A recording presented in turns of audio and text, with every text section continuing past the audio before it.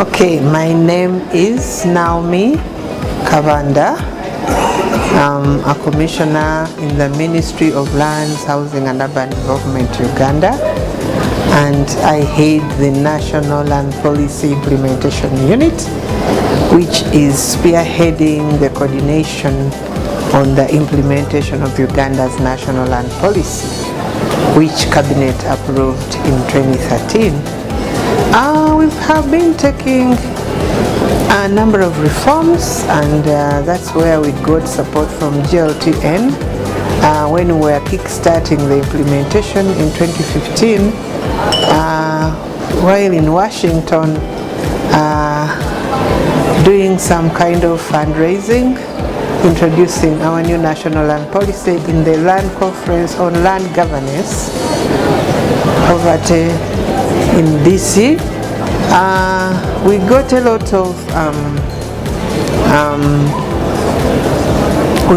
of support from a number of development partners, one of whom was GLTN. So our cooperation and our engagement resulted into an agreement, and that agreement was to assist Uganda as a country and specific to national land policy reforms to ensure that the policy is kick-started in regarding to its implementation. We developed a national implementation action plan, which was 3 years, and we had highlighted what our priorities were at that time, and what we needed was support to ensure that they come into play. And so GLTN came in right at that right time to facilitate us through funding and technical support to ensure that we kicked off implementation. What is very interesting with GLTN partnership is that they will not only give you the financial support, but they follow you up and you implement the programs together. So we have been working with them since then, and we have made a number of achievements. I'm very proud to tell you that we have a vibrant secretariat headed by myself, and we have a number of partnerships that we have built along the way with us. And some of these partners are organizations emanating from civil society. We have a number of partners from government agencies, and we also have partners at the local level working with grassroots and communities. And so it's a whole range of partners. As one of the components of that program, first phase funding was to undertake a stakeholder mapping exercise for all our actors, and this was meant to define their mandates, to know about their niche, their programs, their geographical location as institutions or CSOs, and also to know what is it they have in their strategies for the country level programs for purposes of implementing the national land policy. And I'm glad to mention that now we have a matrix. If you mention an organization, I'll straight away go into that mapping matrix, and I'll tell you ACT Together is working on this and this and this in these 4 areas, and that has helped us a lot in not only duplicating efforts but also to save on resources, because what we had before we did that mapping exercise is that you'd just hear about an organization and they would be undertaking this similar activities in one area, and that to us meant no, we needed to reorganize so that each partner who comes and says I want to perform, I want to participate in the implementation of this exercise, we shall ask them a question: where do you want to operationalize your activities?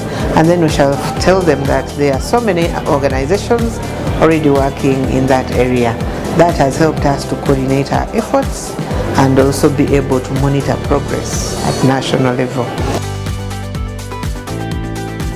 Is that we developed a gender strategy on land is very critical, and that gender strategy is helping us reform the land program and having that gender lens. We have it, and it has a number of actions. We have used the GLTN tools like GEC, and we are able to assess whether the strategy itself meets the objectives of an inclusive gender policy. And it's been very interesting that under that gender strategy, we are now documenting customary practices affecting women's land rights under customary tenure. We are doing work in the northern part of the country, and we shall soon be able to put out a report and statistics showing how different cultures treat women in the area of marriage, in the area of divorce, in the area of succession inheritance, in as far as customary land rights are concerned. So we are tracing that the girl child in the different phases, so that we are able to put out their best practices, and given more funding we can scale up, and we have a national statistical representation showing all the 52 cultures in Uganda and how property rights plays out there. So it's a very interesting activity that we are undertaking, and under the same strategy we have started implementing through mapping of customary lands.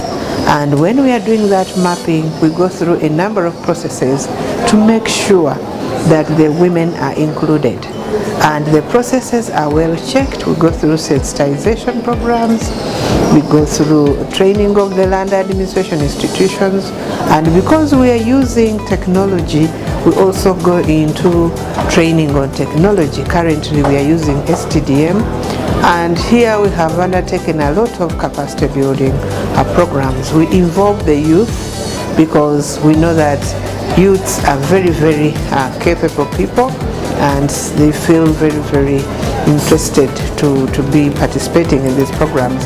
And so it's a whole range of activities, and this is the current support that we have right now to improve security of tenure on customary lands through issuance of certificates of customary ownership. We are working in two pilot areas. We are working in the northern part of Uganda, and that's where there is stronghold cultural customary practices. And in those parts of the country, land is held at communal level.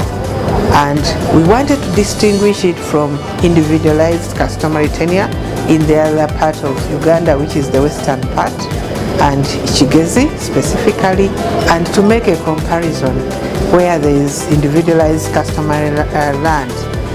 Are the land rights of women better protected, or they are protected where you have communal land? And so we are doing mapping, and it's expected that at the end of the project we shall be able to issue 2,000 certificates to the communities of Kabale, and then another 1,000 in Germany, one of the districts where we are working from. So this is work in progress, but I know that it is going to increase security of tenure for the communities.